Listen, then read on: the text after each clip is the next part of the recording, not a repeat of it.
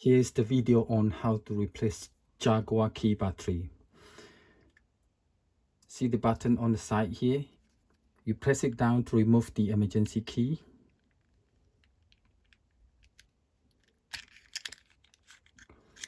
Okay, now we need to remove the cover here.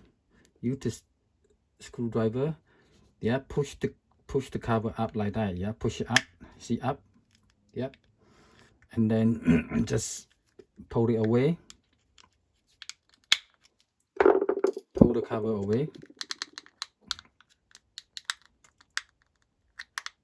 It's quite very tough. There you go. And here's the battery, CR2032 battery. Yeah, pry it out